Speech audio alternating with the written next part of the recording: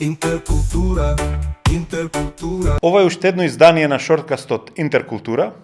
Јас сум Роберт Алаѓозовски, а мој денешен гостин е Ерик Бурнс, американски граѓанин и македонски зет, политички консултант, специјалист за комуникации и со него ќе разговараме за состојбата со интеркултурните, интерасните состојби во Америка, за Трамповата политика, но и за многу други прашања. Останете со нас. Dear Eric, welcome to my show.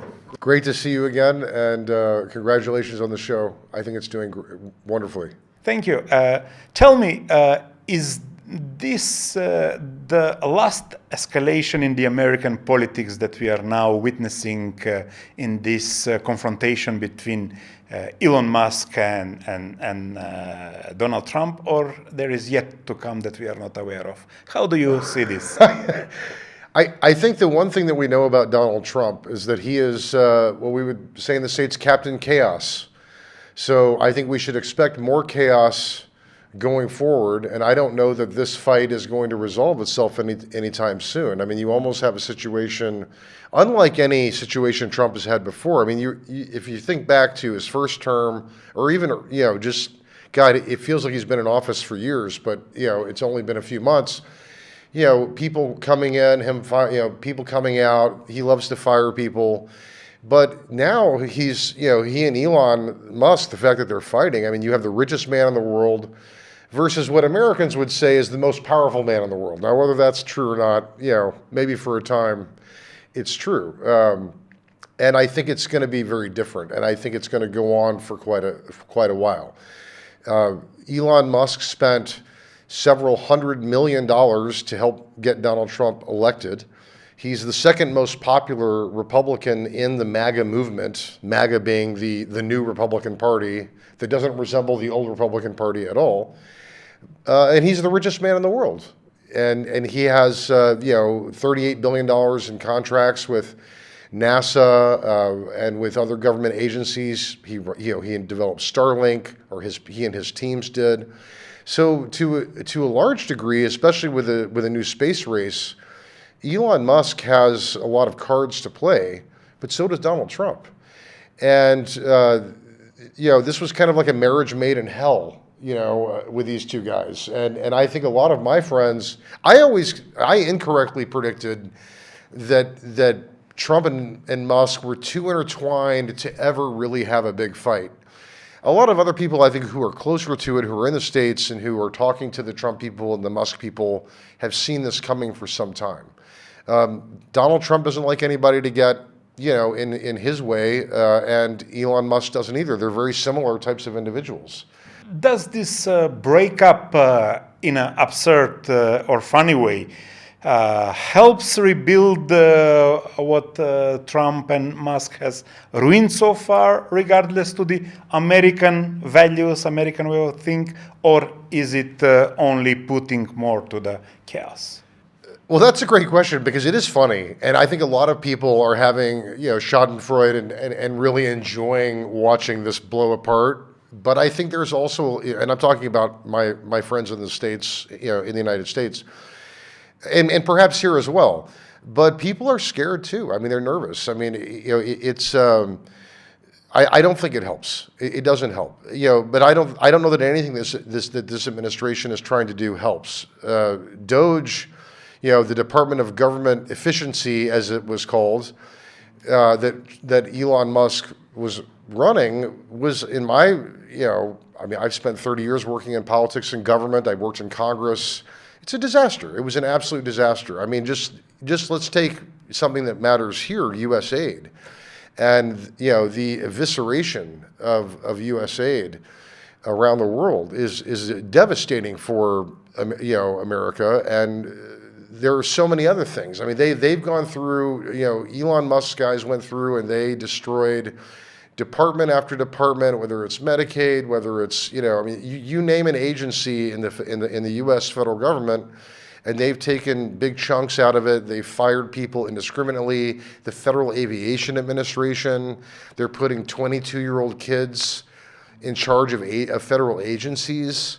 that are very, very serious and important. And this is not just an issue that's important for Americans. It's an issue that's important for anyone that cares about the West and the Western coalition.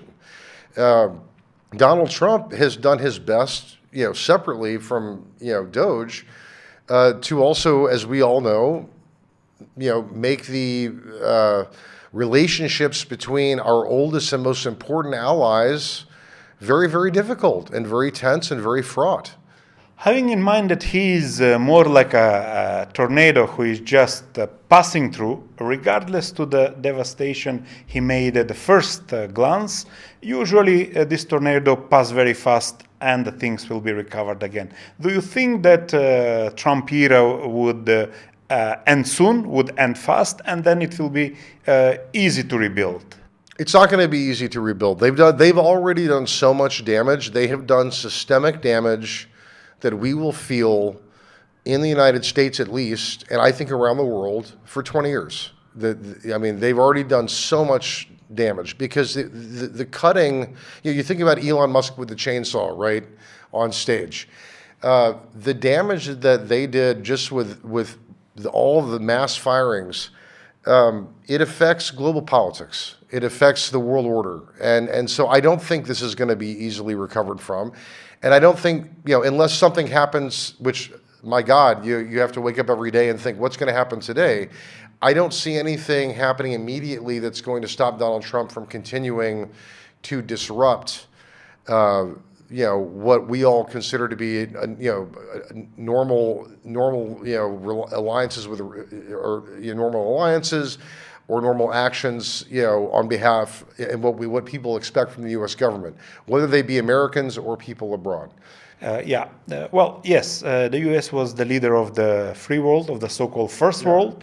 Then, if we refer back to this political geography, there was the second world, and then the third world. In the third world, it was our region, and then quite a lot of countries. How you will estimate now America under Trump? Are you still the first world country, or the geography, political geography, and the metaphor are changing? That's a tough question. I mean, look, America is a very wealthy country, but the wealth is increasingly being, contained with fewer and fewer people.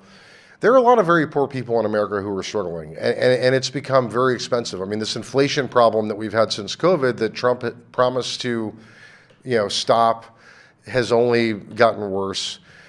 And so I wouldn't say America is a third world country, but I think there's a legitimate argument to be made that perhaps it's not a first world country at this point right now. Yeah.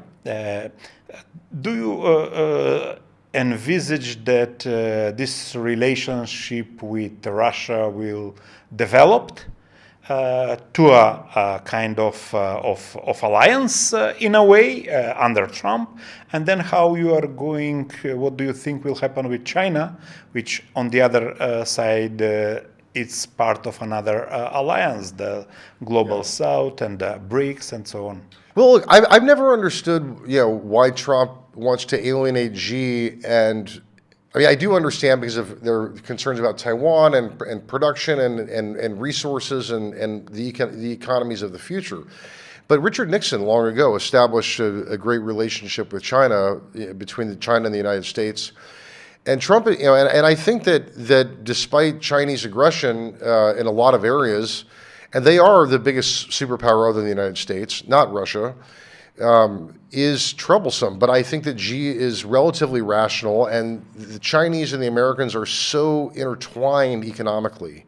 The Chinese hold so much American debt, for instance. Our economies are super intertwined, that I think that's really, that's a pain point for me that I think is difficult. I wouldn't, it seems, I've always thought for years that Trump was kind of almost like acting on behalf of Putin. I mean, I'm not suggesting he is a Russian agent or is compromised, though that has been suggested by many people. But it seems like he's kind of doing everything he can to help Putin, and that's confusing to me as an American because I don't see Russia having the resources to be the kind of partner that China could be. I feel like what Trump is doing is taking America back to a period before well, before World War One, and then kind of in between World War One and World War Two, where America, flirted with isolationism, and that's, many examples of just where that has not worked out well. It has never worked out well when we've done that, not for Europe, and not for the United States. But Trump is now seemingly willing to alienate every ally: Canada, Mexico, Macedonia. I mean, we have 35% tariffs that he slapped on Macedonia, and North Macedonia is a very good friend to the United States. So I think it's a very difficult situation, and I don't see much strategy to it, Robert. I don't see anything behind it other than chaos, and I think the question is why.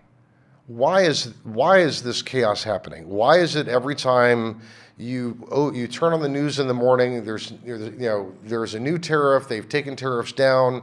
I think in 4 months, Trump has changed his tariff policies more than 50 times. What is that about? Well, I'll tell you, there are a lot of people that are starting to figure out what that's about. It's about market manipulation. And so I tend to think of this presidency, and I'm a loyal American, I love my country, and I respect the presidency. But what I see happening as someone who's done this for a very long time is what I would call the actual big steal. I mean, Trump and his friends are making a lot of money right now, even while he's in the White House, which is unprecedented in American history. This has never happened. His net worth has doubled. He's made a couple $1 billion since he's been president of the United States, because of decisions he's made as president of the United States. Interkultura, interkultura, interkultura, interkultura.